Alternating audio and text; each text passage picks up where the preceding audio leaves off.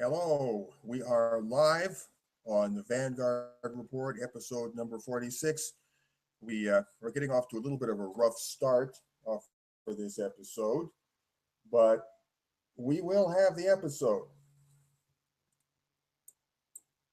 So,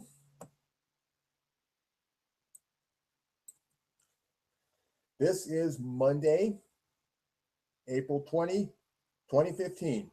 Welcome to episode number 46 of the Vanguard Report. This is the home of strict anti-feminism. We have no problem with men's rights, and we want to see men do just fine. But men's rights is not our gig. Undermining feminism to the point of collapse, that is our gig. Mobilizing hearts and minds against feminism, that is our gig. Unleashing a storm of social heat and pressure against feminism, feminism as a movement, feminism as an ideology, that is our gig. Seeing to it that every last nail is, metaphorically, pounded into feminism's coffin, that is our gig. Men's rights can go on the back burner for a while. Well, at least on our back burner. So, I am Phil Bogan, aka the Counter Feminist, and I am your host for this episode. Nick Redding, true son of the Alberta Prairie, is not with me today. He is in Calgary today. He went there despite the fact that the Honey Badgers got booted from the comics convention by the Calgary Expo management. Nick won't get to see the convention, but he will have a good old time visiting with the Honey Badger crew, and he is especially looking forward to meeting with Dr. Randomer Cam, who came all the way from England. Nick and Dr. Randomer Cam were talking about breaking away and doing some good old-fashioned postering around the city of Calgary. Anyway, I'm sure Nick will have some interesting stories to tell when he gets back to Edmonton, and I'm looking forward to that. So, on with this evening's episode. First, here's a fun article I would like to share with you about a feminist who was caught lying. Yeah, I know, big surprise. A feminist caught lying. Who'd have thought that? So, this is cue number one on your cue list. Cue number one on your cue list. Now, let's see. What do we got here? This is from the Daily Mail, UK. Comic Sarah Silverman comes up clean about lying, lying to highlight gender pay gap. What would they do without that gender pay gap, I wonder? Feminist Silverman, aha, they're labeling her as a feminist. That's good. We like to know who's a feminist and who isn't, right up front. Feminist Silverman claimed that she was paid just $10 to do a gig when a man earns 60. In campaign video, Silverman said she was paid 6 times less than her male counterpart, but the tale has been exposed as a fabrication by club owner Al Martin. I don't suppose that's our Al Martin. No, some other Al Martin. Silverman has been forced to apologize and admitted the story was wrong. She was only paid less because she was a guest and man was booked. She called critics who used the issue to blast pay gap campaign maniacs. Maniac is somebody who's crazy, I guess. All right. Comedian Sarah Silverman was forced to apologize after she was caught exaggerating a story about being paid less than a man for a gig to highlight the gender pay gap. The comic and feminist campaigner recalled an incident at the New York City Comedy Club when she claimed she was paid less than her male counterpart for a piece she recorded. a wage discrimination activism video for Levo League. But Silverman has been forced to apologize after New York Comedy Club owner Al Martin revealed the story was false because Silverman had been paid less purely because she appeared as a guest on the show and wasn't meant to receive anything. Her male counterpart, Todd Barry, was booked for the slot. And there's a video here if you want to watch it. Silverman has since publicly apologized to Martin and revealed she fabricated the story.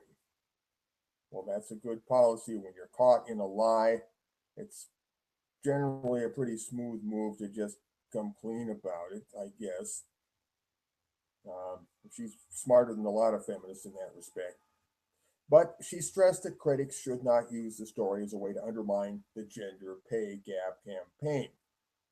Well, that gender pay gap story has been effectively undermined to the point of collapse already since years. But what we're undermining here is the character of feminism in the person of one feminist, and we're pointing to the behavior of one feminist as typical of the feminist species, which I can assure you it is. To the maniacs who want to use this as a chit against women's issues, no, we're using it as a chit against feminism. I ask that you please don't, because that would be super shitty, she said in a statement according to National Review. You scroll down past the ads here. Okay. In the video released on April 6th, Silverman accused Martin of paying her $50 less than Barry to perform. She claimed, while both did 15-minute back-to-back sets, she was paid $10 while Barry went home with $60. So I went back inside and I asked the owner, Al Martin, and I said, Al, why did you pay me $10 and you paid Todd Barry $60? She said,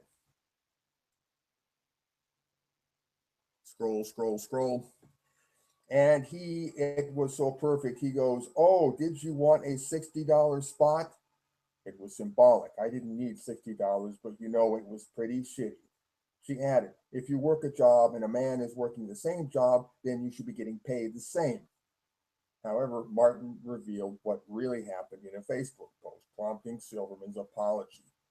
She said, when I was interviewed by Levo, they asked me, do you remember a time you were paid less for the same job? And this story, being just that, popped into my head. The comic said she regretted mentioning Martin by name, who had always been so lovely to her. She also admitted her anecdote had not been a good example of the gender pay gap. And I would agree, it was not a good example.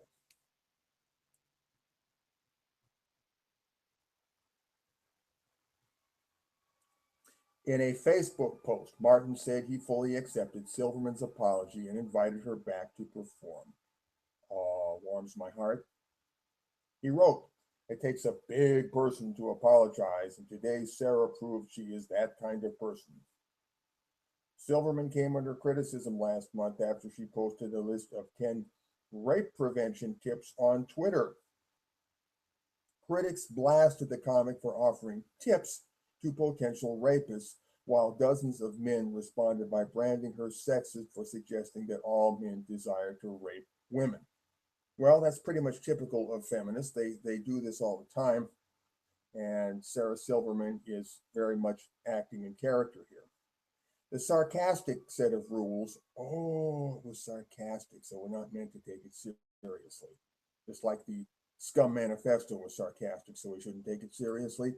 The sarcastic set of rules, which focus on the perpetrator of the crime rather than the victim, also include, if you are in an elevator and a woman gets in, don't rape her, as well as, when you encounter a woman who is asleep, the safest course of action is to not rape her. And that's the end of the article. Okay, a feminist lied. Maybe she lied because she wasn't, paying attention to what she was saying. Maybe she just slipped up. Maybe it was not an intentional lie. It's pretty hard to tell the difference sometimes with these people. They lie so habitually, they don't even know when they're lying anymore. That's just the nature of feminism. It's all a pack of lies. And boy, I'll never get tired of saying that because, well, that's just how it is. And moving along, let's get to one of the big things here on the show. We're going to talk about what went down in Calgary, Alberta, Canada.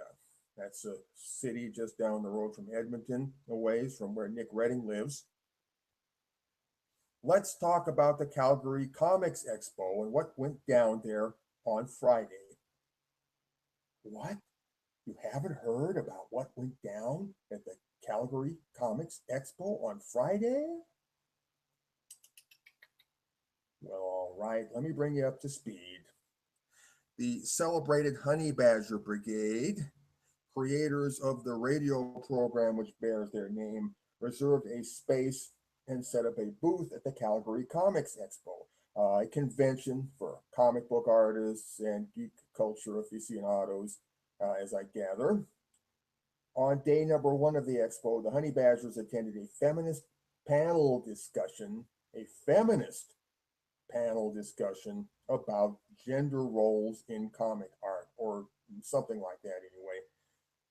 And Allison Tiemann, aka Typhon Blue, openly declared herself a men's rights activist and added some non-feminist philosophy to the conversation. At their invitation, I might add, she added some non-feminist philosophy to the conversation. In a nutshell, she made clear why she rejected feminism. It has to do with feminism forcing women to be victims. That's a theme that Allison really is shall I say, quite enamored of. This entire meeting, by the way, was recorded. The entire panel discussion was recorded. All, I think 20 minutes of it might have been. I should add that Allison's participation in the panel was decorously uneventful. And yes, I listened to the recording. On the following day, sometime in the morning, if I'm not mistaken, the Honey Badger crew was approached by security guards and requested to take down their booth and leave the expo hall. Stunned silence. The guards apparently were ill at ease and only following orders, but the Honey Badgers were nevertheless ordered to leave. Well, all right, they were asked to leave. Okay, they were asked to leave by uniformed security personnel, I think. The security guards would not give reasons at first, but they finally agreed to do so on condition that Allison would talk to them out of earshot of the other Honey Badgers and with no audio capture device running. In that unrecorded conversation, Allison was told that there had been reports that the Honey Badgers were harassing somebody, something like that. I hope I got that right. Mind you, there was no evidence, but apparently some people just said this, you know. They said. And who do you believe? Do you believe they or do you believe they? Several media reports of this little drama have appeared, and I'd like to share just one of them with you now. It's the best one I've seen so far. And this would be cue number 2 on your cue list. Give me a second to pull that up on my browser tab. From theexaminer.com. Calgary Expo censors the Honey Badger Brigade's anti-censorship message. And there's a video here with Sage Gerard and Dr. Rand McCam. But scrolling down to the article, Thursday, the Calgary Comic and Entertainment Expo opened with all of the excitement and anticipation that a comic convention always brings with it. But by Friday morning, the word had gotten around that the Gamergate symbol had been seen at the Honey Badger Brigade booth, and security staff was sent to demand the exhibitors leave immediately. And what was the message on that offending banner? These simple words: stand against censorship. Within hours, social media was full of accusations that they were some kind of hate group who had gotten the booth at the convention under false pretenses.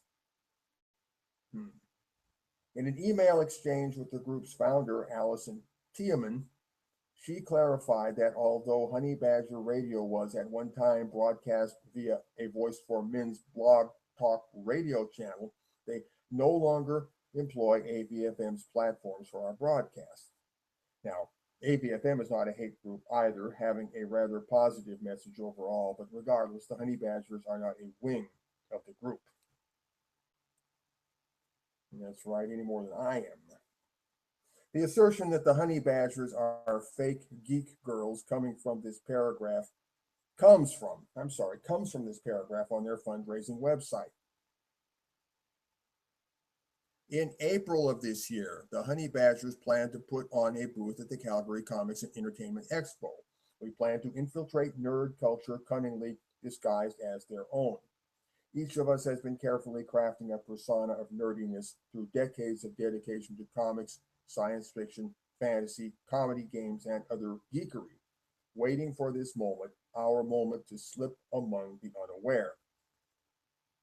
Once there, we will start distributing the totalitarian message that nerd and gamer culture is perfectly wonderful just as it is and should be left alone to go its own way. If you read this with your brain engaged, you can easily see they are not actually infiltrating nerd culture from the outside. It's a tongue-in-cheek reference to the fact that they have been nerds for years and therefore have as much geek cred as anyone else and are therefore qualified to express their belief that their culture is perfectly wonderful just as it is and should be left alone to go its own way. What could possibly be wrong with that? Don't individuals have freedom of thought and association? That's how this works, except when it doesn't. Except when one group has the power to silence another. And that is exactly what has happened here. One of the other complaints against the Honey Badgers is that the link in the Expo's online program goes to comic series Xenospora instead of the Honey Badger Brigade's official website, which is apparently a misrepresentation of the booth. However, according to an interview with Honey Badger Karen Strawn, the majority of material at the booth was related to Xenospora, with 3 exceptions: a poster version of the Honey Badgers Stand Against Censorship banner, a Vivian James poster, and a Vivian James button that says, "Be the player, not the ball." One would think that if the only offensive part of the display was the Gamergate logo, a proportional response would be to ask that the offending material be taken down. It's still censorship, but at least it's proportional. So even if it had been Allison Tiemann's intention for con-goers to visit the website for her own comic book series, it would in no way have been a misrepresentation. However, in the same email exchange with Tiemann, she explained that that had not been her intention. I was trying to figure out which should be the primary focus, and I decided on Honey Badger Brigade after people showed their support for the idea by helping to get Rachel, Anna, Brian, and Hannah to the con. I don't know why the website still links to Xenospora because I changed it after I requested the con organizers update our booth name to Honey Badger Brigade. Instead of an evil infiltration plot, it seems to have been a clerical error. Ostensibly, anyone who would potentially be confused by the discrepancy could have done a search for Honey Badger Brigade and easily found their website. It was Xenospora's author and artist Allison Tiemann herself who was at Thursday's Women into Comics panel. A comic creator, it is only natural that she was drawn to a panel with a description discussing women into comics, from being a reader, cosplayer, retailer, or creator. Women are often both embraced and condoned in geek culture. Let's gather and celebrate our wonderfully diverse medium. And on a side note, I don't see anything in that description saying that this is a feminist discussion. But of course, I haven't read everything they put out. At the time, it seemed as though she was welcome to celebrate with the panelists. During the 5-minute exchange, beginning about 18 minutes into the panel, she was given permission. Listening to the discussion, it seems as though Sage Gerard's account of the event is accurate. Upon further questioning, security mentioned the Women in Comics panel discussion from the previous day, where Allison was given permission to speak. Allison spoke briefly in relation to a topic brought up by the panelists. Accusers, however, claimed that Allison derailed the conversation. And here, let me say, no, Allison didn't derail a damn thing. I'm sorry I didn't think to include a link to the video of this on the queue list, but it's out there. Look for it. You can find it. You can listen. At this time, Calgary Expo has apparently not sought specific evidence of harassment, because they have none, nor offered the Honey Badger Brigade any kind of refund. That refund would be to the tune of about $10,000, I've heard. Instead, the Expo claims that the group in question was actively disregarding our mandate of a positive and safe event for everyone. And I must say that they have offered no evidence that Allison and company were doing anything to make this place negative and unsafe, unless existing while non-feminist at a comics book convention is negative and unsafe. I haven't quite worked that out yet. It doesn't quite scan. While libertarian ideals would suggest that the convention has the right to refuse to do business with anyone, that should not ever be carte blanche to ignore their own policies. Strawn asserts that the convention has done just that and has presented the idea that in doing this, the Expo has proven themselves untrustworthy. The convention host is going to say in their policy, we promise X. It does not matter how great X is. You have to read the fine print. If the fine print includes, we can ignore that we promised X, then you know if you pay those thousands of dollars, you are gambling on the idea that if some woman gets offended because you didn't follow her political belief system, you can get thrown out and lose those hundreds or thousands of dollars. And yes, I would say that the Calgary Expo organization owes a refund to the Honey Badgers to the tune of $10,000. Supporters of supporters of Gamergate and others who defend freedom of thought are rallying around the Honey Badgers, and some are investigating the ties between the Expo, the city of Calgary, and the province of Alberta, claiming that since the local governments have partial ownership of the Expo, the official actions against Tiemann and her group may constitute civil rights violations under the Canadian Charter of Rights and Freedoms. I have looked into that Charter of Rights and Freedoms enough to know that, yes, at least to my own satisfaction, the Calgary Expo people have done just that. They have violated the Canadian Charter of Rights and Freedoms. And I know some of the people in the group were not Canadians. I don't know if that applies to foreigners or not. But anyway, Allison is Canadian, so it ought to apply to her. This is just the most recent incident of feminists turning against women who refuse to accept their groupthink.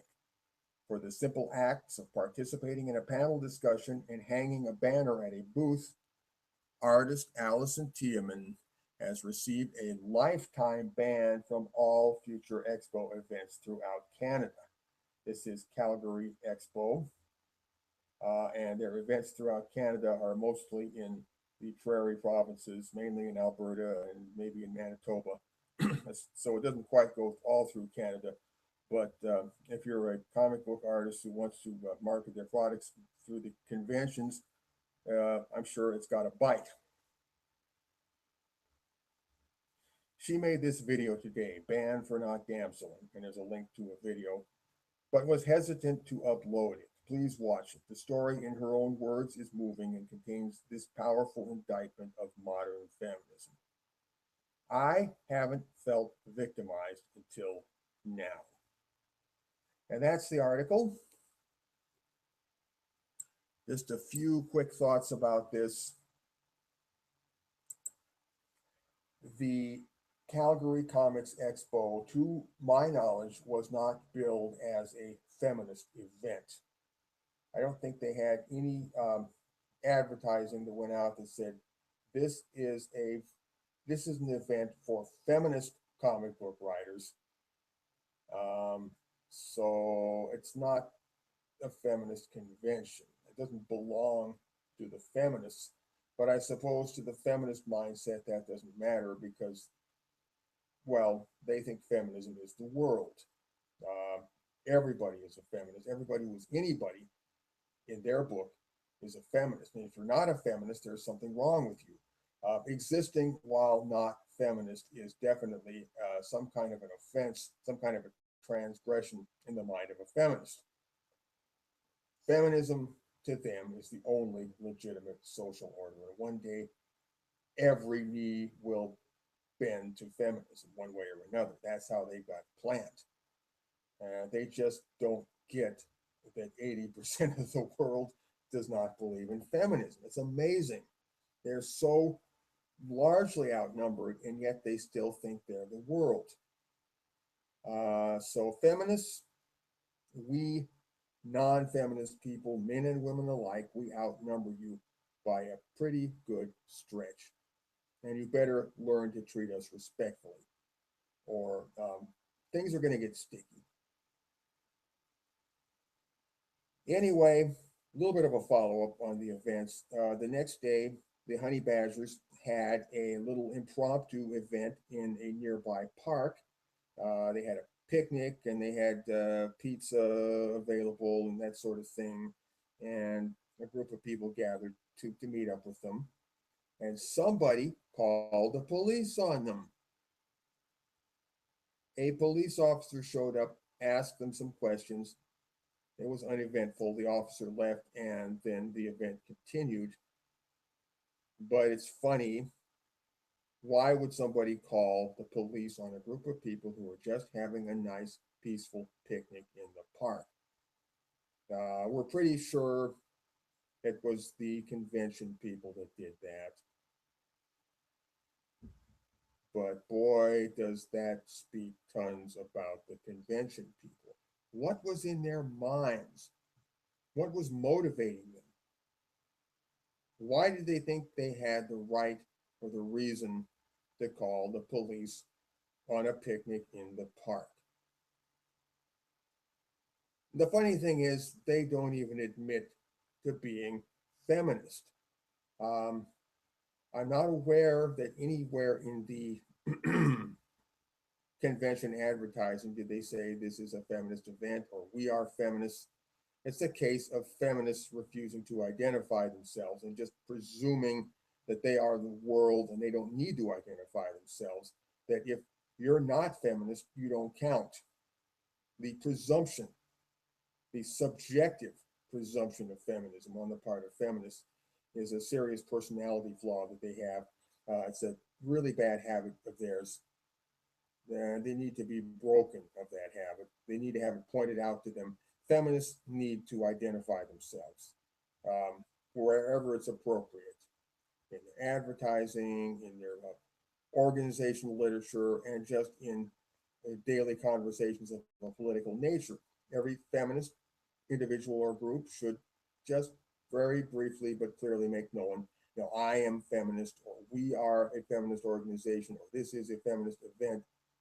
Feminism should begin to self-label everywhere so that we all know where we stand, so we can all get along rather in this world, feminist and non-feminist alike.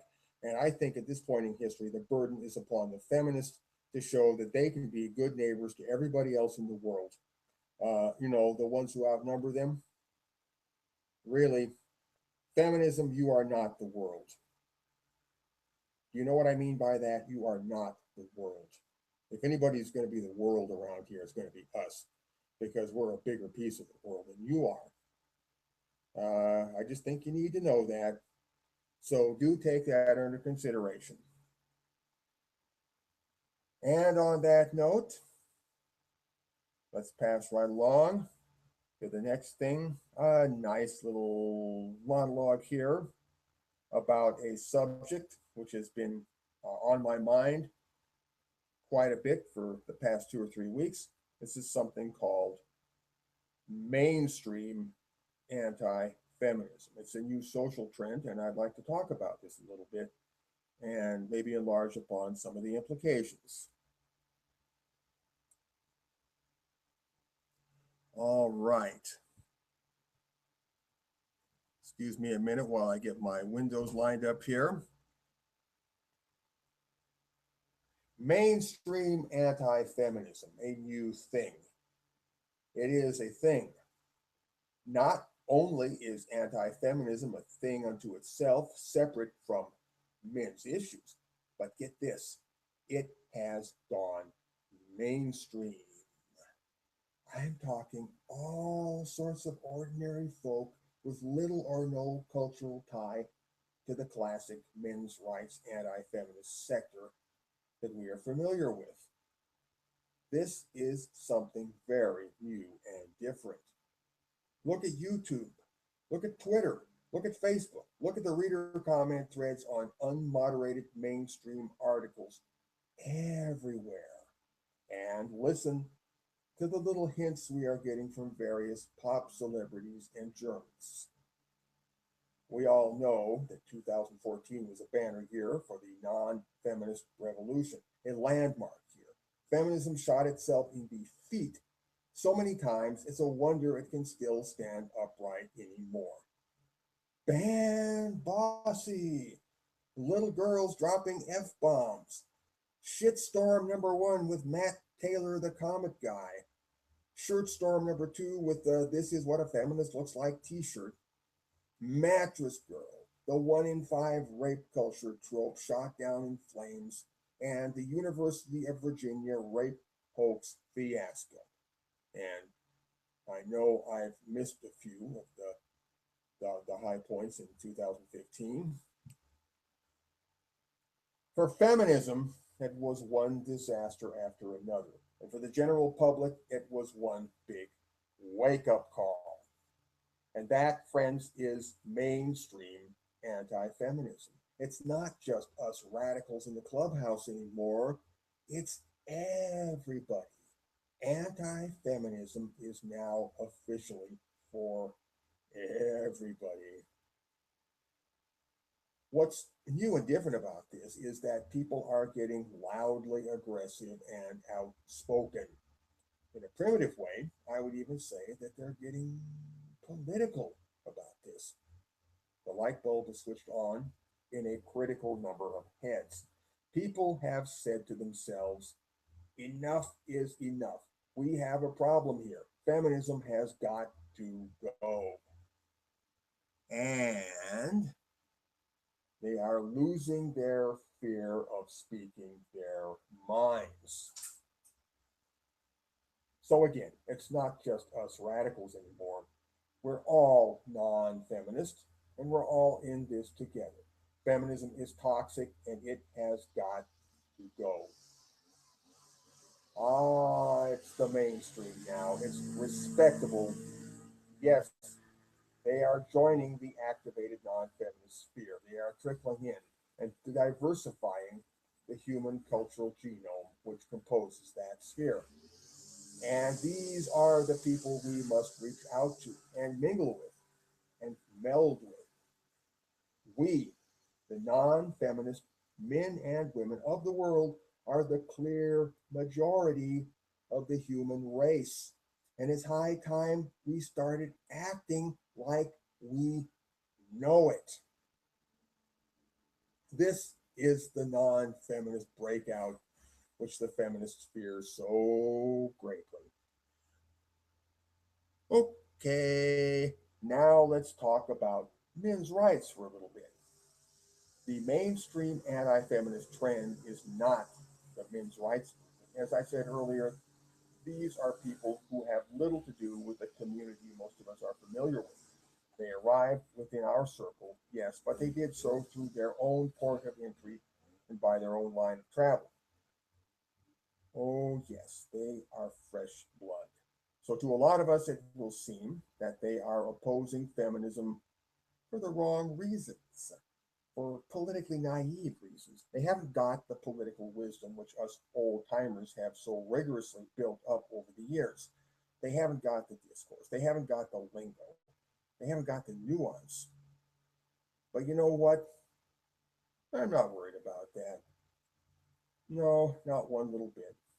To the contrary, I am joyful that so many people are now willing to shoulder a musket, metaphorically speaking. We're not talking about real guns here, okay? Are now willing to shoulder a musket against feminism. Metaphorically. Yes, we have recruits to swell our army. All that matters now is that people are willing to make rude noise against feminism and not give a bloody fig who hears them do it. Oh, they're rough soldiers, but with a bit of training, some of them are officer material. I know they are. What matters now is that the real focal point of history is the question of feminist versus non feminist. In other words, feminism against the rest of the world and the rest of the universe, if you want to push it that far.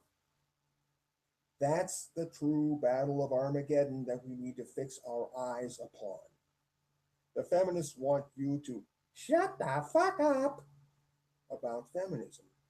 They don't want feminism to be the subject because they want every conversation to be a conversation within feminism.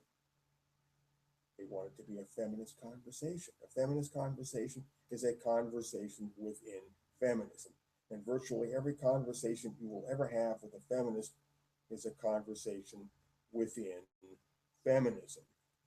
And our job is to grab them by the scruff of the neck and pull them outside of the feminist conversation, kicking and screaming into a different conversation.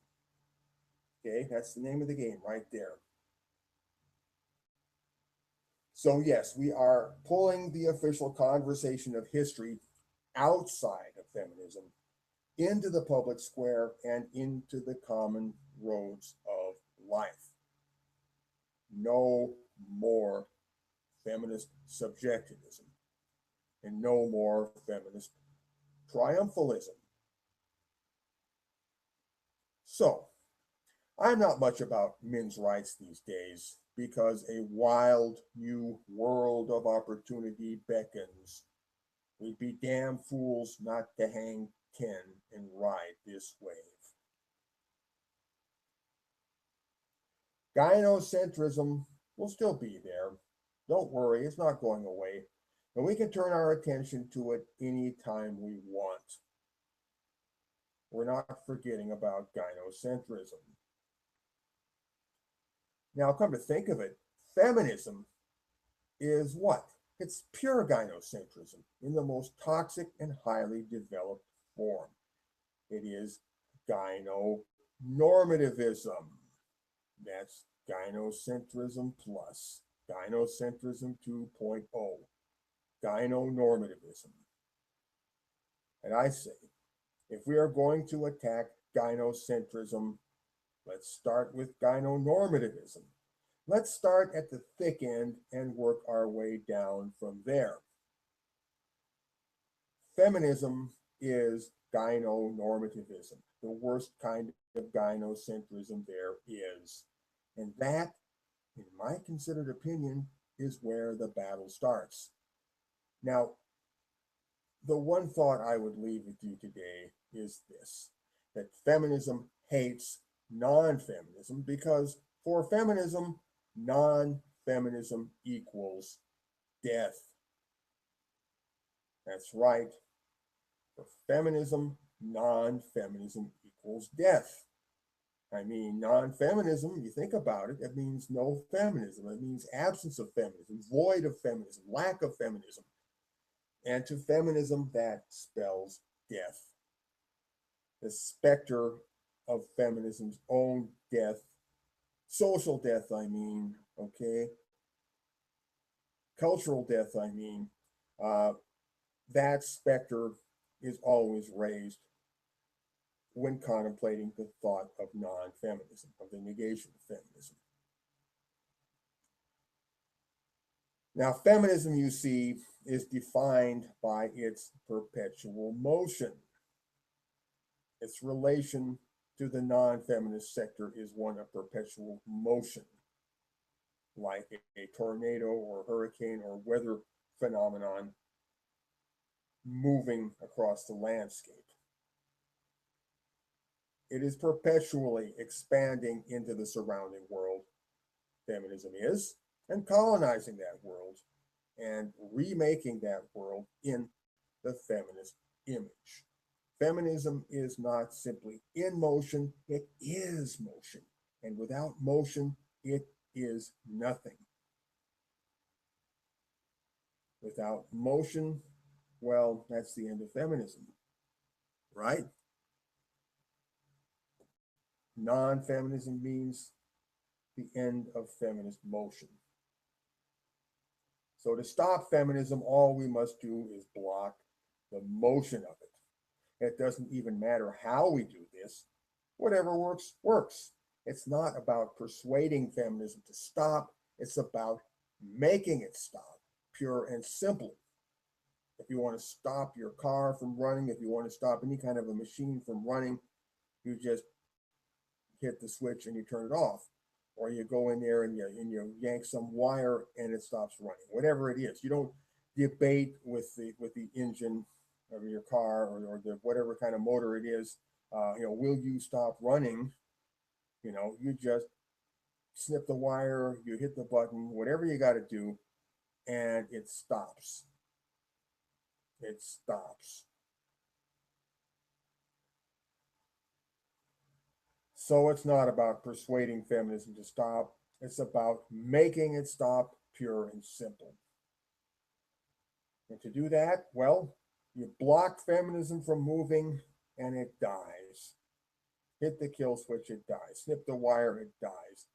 Slash that fuel line, it dies. Whatever it takes. It dies, it ceases to exist in a social sense. Friends, it's just that simple. You want to stop feminism, all you got to do is stop it. Jam a wrench in the spokes, snip the wire, you get the idea. Whatever it takes, but just stop it. And this gets into post-argumentalism again. Arguing with it and persuading it to stop, that ain't where it's at, friends. That ain't where it's at. You just got to stop it. And use your creative thinking, your creative genius to figure out how to stop it. And there must be 1,000 ways to do that. And I don't want to limit anybody's imagination here. So think about it. Men will benefit from this. That'll be the end of gynonormativism, which is the worst kind of gynocentrism there is. And once we've put a stop to gynonormativism, then we can start to chew on the other kinds of gynocentrism. But I think feminism, that is gynonormativism, is a good place to start. Men will benefit, and more important, everybody will benefit. Because the toxic effect upon the cultural ecosystem, which results from what feminism is doing to men, well, that effect will stop happening and everybody will benefit from it and we'll all be healthier and happier. So it's really to everybody's benefit to put an end to feminism. Everybody will benefit from this. Well, no, not quite. It will make a lot of feminists very unhappy and give them an existential crisis. So they will need to talk to some kind of a counselor, I guess. But again, as I said, feminism hates non-feminism. So if we want to bring feminism screeching to a halt, all we must do is force that issue to the surface into the broad daylight of the public square. Put feminism on Front Street by exposing feminism's hatred of everything which is not feminist. You got to force it out into the open. They will deny this, but it comes to the surface anyway. And with pressure correctly applied, we can make it gush to the surface like a Texas oil well. Force the issue to the surface into the broad daylight of the public square. Let everybody know, and let everybody know that everybody knows that everybody knows. That is the public square effect, mutual knowledge.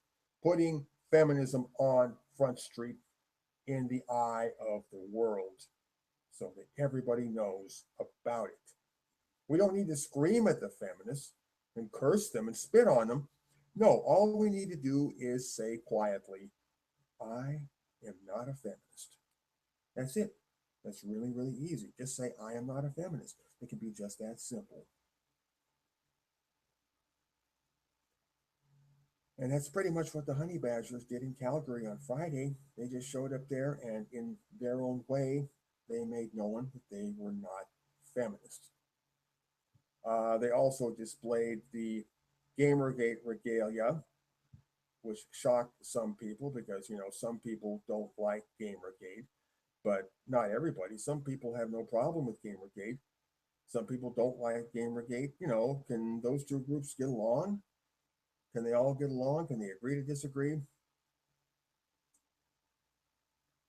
Anyway, it's not an aggressive thing to say you're not a feminist, but to feminism, it is pure kryptonite.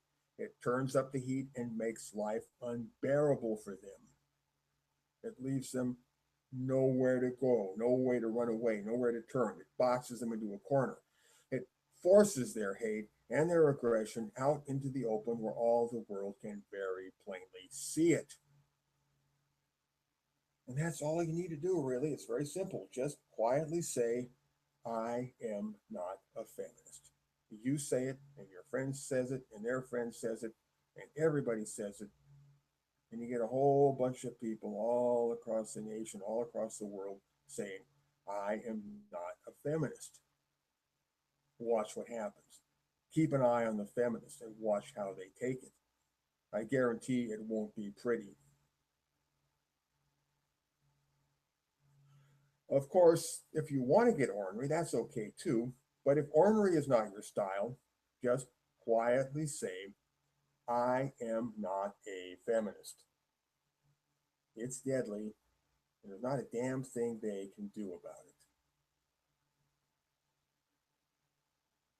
So, now you know something about mainstream anti-feminism. Regular folks in growing numbers see what's up with feminism and they want to do something about it, and they're speaking their minds about it. And we need to tap into this force. We need to plan around it. We need to take it into account in all of our thinking.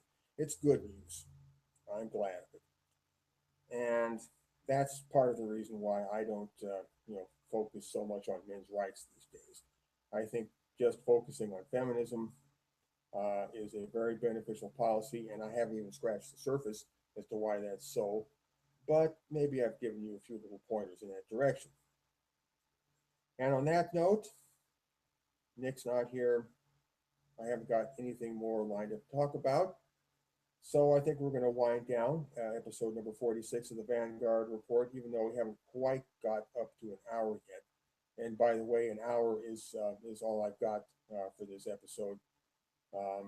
Even though the red blue collar red pill radio episode is not up and running yet, but tonight, for reasons beyond our control, we've got 1 hour, and that's fine because I have no more to say anyway. So everybody, go to the New Counter Feminist blog, check it out. That is, I forget which link that is. I think it's number 3, maybe number 4, but it's right there on your list. The new Counter Feminist blog. If you haven't seen it yet, go there. There are some very focused writings there, very basic writings. And if you want to get a hold of us here at the Vanguard Report, we do have an email address that is also on your link list, but I'll say it again right now for your benefit. It is vanguardreport@usa.com. That is our email address. Send us love mail, send us hate mail, send us wishy-washy mail, whatever you want to send us, send it along. We love it all. That's vanguardreport@usa.com. And as always, as always, never forget, never forget, feminism is what we say it is. We have to learn that lesson.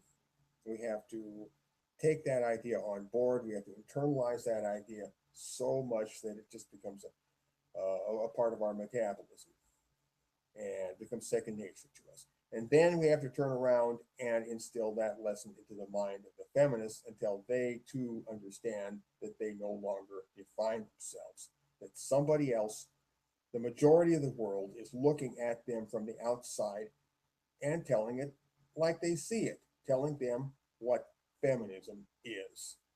We have not only as much authority to say what feminism is, I would say we have more authority to say what feminism is. And feminism has seriously, seriously jeopardized its own license to define itself. And we're not stupid. We can see what feminism is. So remember, feminism is what we say it is. Hold that thought. Remember that. And we'll come back and talk about it some more. We'll see you next week on episode number 47 of the Vanguard Report. Everybody have a fine week.